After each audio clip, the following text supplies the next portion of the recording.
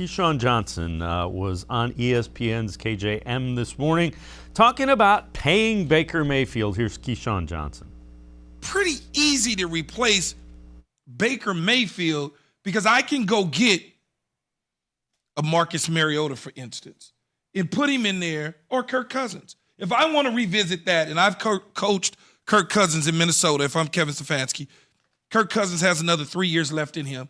Yeah. I like Kirk Cousins. We can do the same things with less money tied up with Kirk Cousins as we could Baker Mayfield. So Baker Mayfield and his representatives got to be smart enough to know I'm in a good space here. I can't get my ego caught up because Josh Allen's getting 250. Lamar's all of a sudden getting ready to get 375 with 300 fully guaranteed due in one day. It doesn't work like that.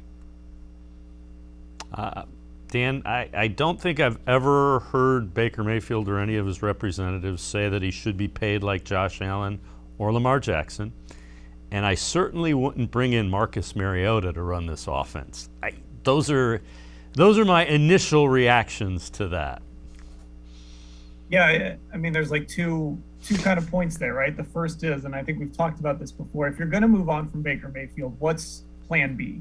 And if it's Marcus Mariota, that's, as much as I liked him coming out of Oregon, that's not really a great plan B. There's something to be said, as we've talked about over and over again, about a guy knowing your system, being in your system, understanding your expectations, and a coach knowing how to coach you. I think that matters. And when you change over again and again and again, you lose some of that. So that's part of it. But yeah, you're right. When Josh Allen signed his big extension, Baker Mayfield congratulated him, said he was happy for him, and didn't really entertain many questions about what he was looking for monetarily. Would he love a Josh Allen extension? Would he love whatever Lamar Jackson's extension is going to look like? Sure. I mean, he's human. Everybody wants that. But, if the Browns kind of look at this situation, and this is a very tricky situation now with the shoulder injury, and you might go into year 5 not knowing 100% what you have in Baker Mayfield.